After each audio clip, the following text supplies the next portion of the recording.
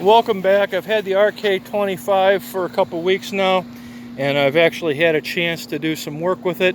We'll talk about what I've learned and talk about where we go from here. So to start with, we had a line of bushes here.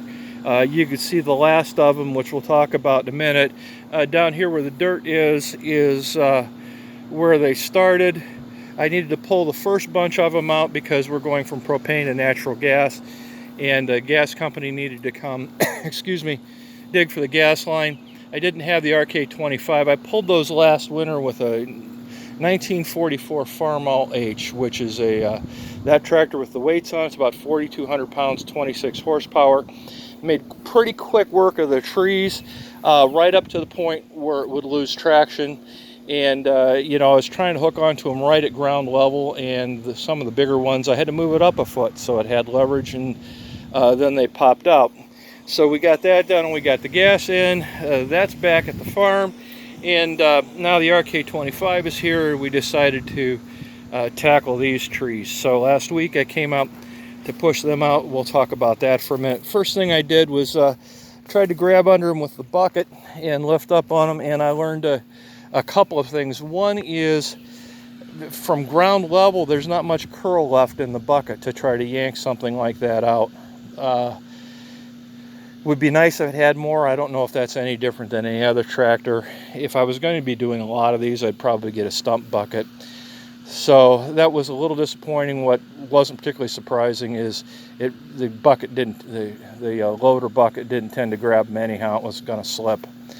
When I was doing that and trying to push and curl and lift, I had one of the rear wheels break free. I was in two-wheel drive, and so I used the differential lock, and I expected the other wheel to break free, or at least to push the tree.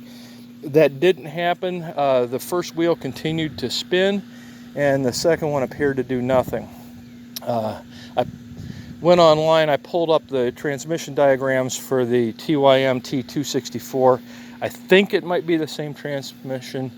Looked at the differential lock a little bit in there, and it looks like it may not be a true lock. It looks like it may be just a torque transfer that does some clutching action. I decided to test that. I went to a place I didn't care about the grass.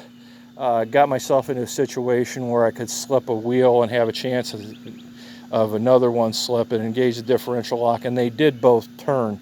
I will say I got some hellacious pulls compared to that Farmall M. I think I was pretty close with the R1 tires. We had a lot of rain. I've got sod or grass really on top of, you can see there, sand, and really perfect traction conditions, and it was pulling hard. So then I put it in four-wheel drive. Actually, let me back up. Before I went into four-wheel drive, I found out that when I wasn't using the loader and kind of getting some weight off the back, it would get to a point where all of a sudden it would quit pulling harder. The wheels didn't slip, the engine didn't stall, and it appears there's a pressure release in the transmission. Long story short, I think that's probably a good thing. I was getting an awful lot of torque to the ground. The engine wasn't slowing down, so I was getting a lot of power out of the engine, as opposed to a gear tractor where it's, you know, slows down to where it's going to stall, and you either stall it because you don't have a lot of torque. So I think that's okay. The interesting thing is, when I put it in four-wheel drive, when the back end would quit pulling harder, and you can kind of feel it, that you just kind of feel the tractor ease back a hair when that happens, the front wheels would continue to turn. So you can see here where I was pulling this way, I was using a strap at this point. You can see the places where the front wheels just dug a little hole after the back wheels quit turning. The only conclusion I can reach from that is that they're using a separate motor for the front drive from the rear drive.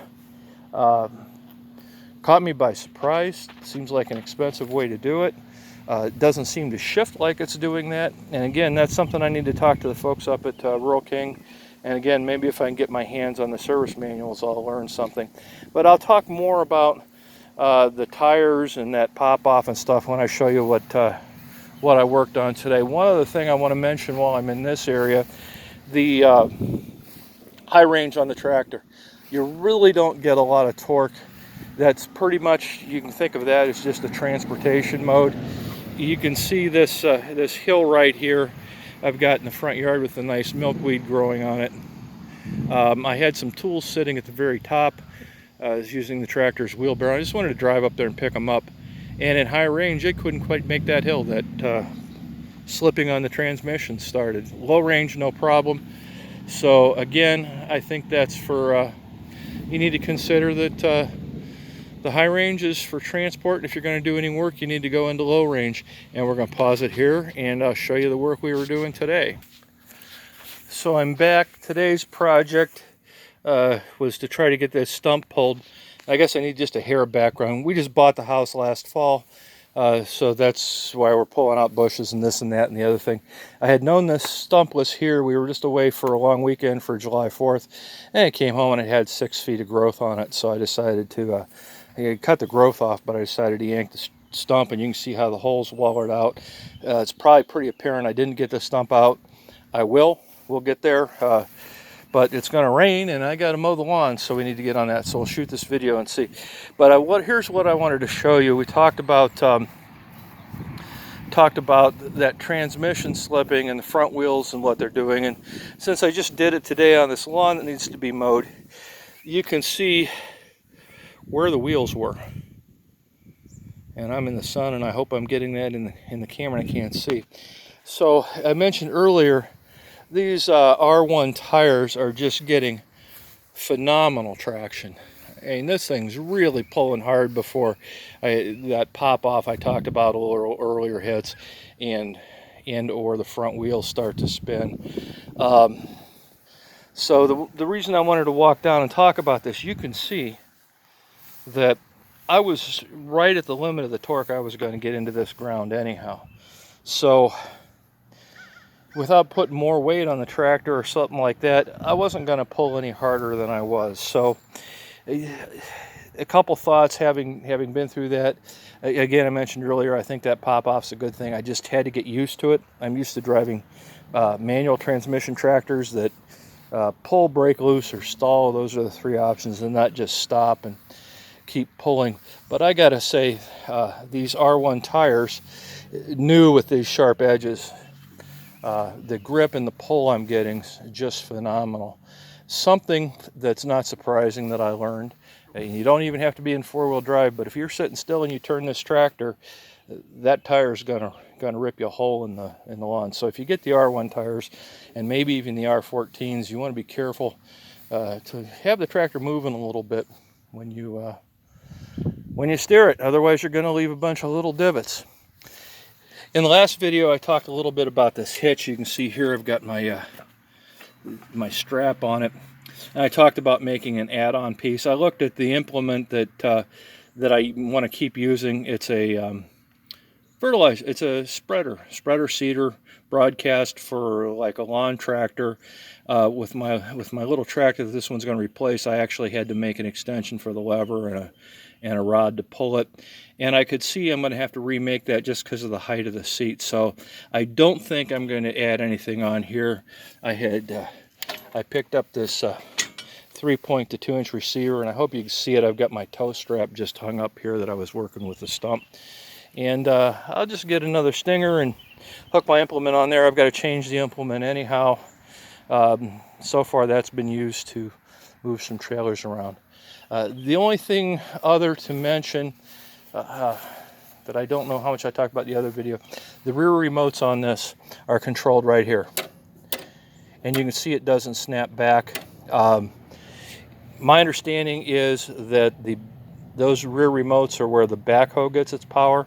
And of course for a backhoe you want it on so that the levers work there. An issue with this, well, first of all, if you need a remote that snaps back, it's not going to do that.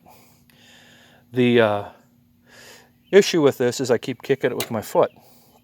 And I've had some conversation with people that have backhoes, and it's a little frustrating for them.